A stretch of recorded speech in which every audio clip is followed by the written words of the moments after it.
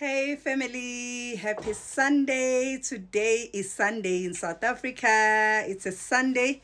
I just got back from church. I had to get home and change my church outfit because every Sunday at church we have a communion service, and as pastors in the church we dress up, wear our pastor's gear.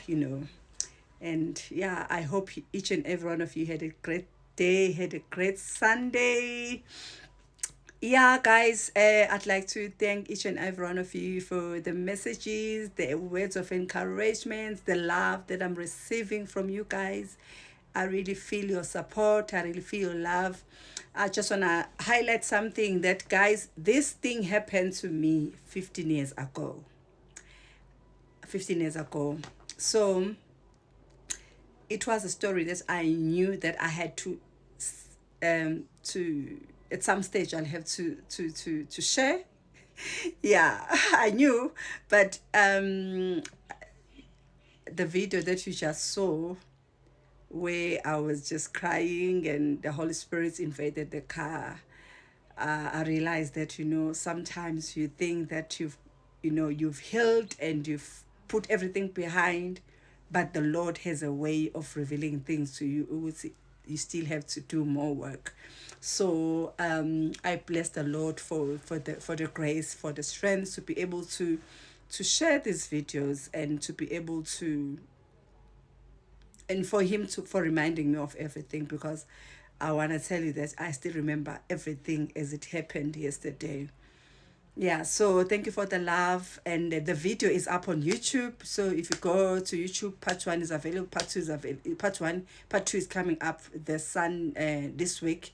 So if you haven't watched it, if you haven't gone to my YouTube and subscribe, Transform It Zandile, please go and subscribe, and also make sure that you wait for more videos, because I'm gonna be moving from TikTok to YouTube, because I'm gonna be making more long videos now, and yeah, so, and also on Mo and Pindi TV. Shout out to them. They are the people who invited me to their podcast to come and share my story. By the way, when they invited me to their podcast, they invited me to share about how I became, to share my journey of becoming a pastor, my calling, because there's still another story of how God called me into a pastoral office. It's a journey on its own.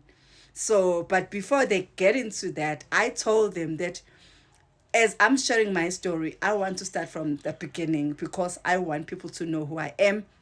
I didn't just become this dynamite, powerful woman of God who loves God, who's strong, who's prayerful, who loves the word, who loves God. There is a story behind this. I'm a finished work of the cross. Yes, I'm the result of the work of the cross. I'm the result of the finished work of the cross. So I bless the Lord. I thank God for the work that He has done in my life, and I appreciate God. So this is part 19. Welcome to part 19. When are we gonna get to part 50? Still a long way. So welcome to part 19 of how I married it wrong. So guys, so what's happened is that then I decided to go through the journey of forgiveness. I decided to forgive my friend, because I know that people always say that you need to wait for someone to come and apologize, then you can forgive them.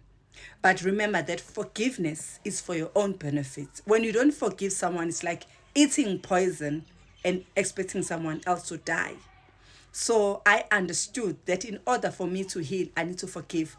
By forgiving, sometimes you have to forgive the perpetrator. Like I had to forgive my ex-husband, I had to forgive my friend. But starting with my friend, for the purpose of this video, I wrote her a letter. I poured out my heart. I poured out my heart in that letter. I told her that what she had done to me was very bad. What she has done to me was horrible. I told her how I felt. Like I opened my heart to her as a woman.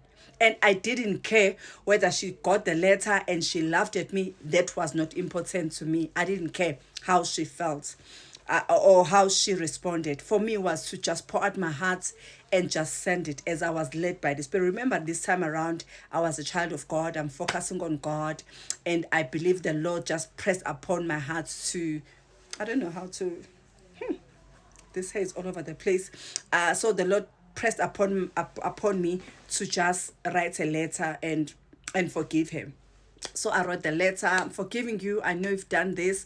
I shared my feelings, my emotions, how it felt, and what it has done, that I ended up losing this marriage. But she was not the cause, right? The other parties. I mean, it takes two to build a marriage. So she was invited and she allowed to be used by the enemy to destroy what God has put. Was it God who put it together?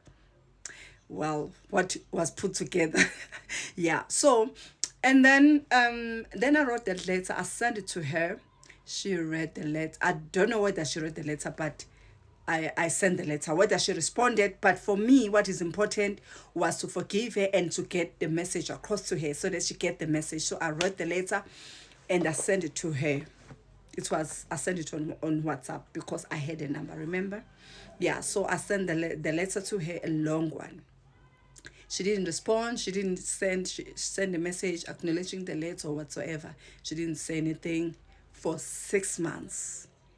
After 6 months, she responded. She responded and she said she would like to meet with me. Really? Yeah. I'd like to meet with you, sis. Okay. Yeah, one thing about me, guys, my weakness. I don't know if it's my weakness or what. My heart. I forgive and forget. You can do something that is so bad to me, and you do something back to me, and then I end up being on a side and feeling sorry for you, and that has destroyed me. People do bad things to me, and I end up like, you know, sympathizing with them. So she, in this case, she wrote a letter. She responded to me and she said she wanted to meet with me. So I said, okay, girl, no problem, let's meet. So we had a meeting. But before we had a meeting, I had to, you know, I had to prepare myself. What am I putting into? What might happen? Because maybe I was gonna receive even, she was gonna even hurt me even more. At this time around, I'm protecting my heart, I'm guiding my heart. I don't want anything to happen to my heart. So when she said she wants to meet me, I really asked the Lord to strengthen me, to go with me, the Holy Spirit, my helper, to go with me. And also I condition myself that whatever, whether she is saying what, I don't care. I'm just gonna receive whatever that she says, and then forgive her. I know some of you guys said you wanna beat her. When I said I was beating her, I was never proud of that because that is not who I am. I'm not a fighter. I'm not a fighter. I'm a woman of peace. I love peace. Where there is peace, that's where you find me. So when I did those things, attacking her, I was acting out of character because marriage can change you. Marrying a wrong person can change you, but marrying a right person can also change you. So I happened to marry a wrong person. So guys, we schedule a meeting that we're gonna meet. Yeah, and then guess what? We met. My goodness.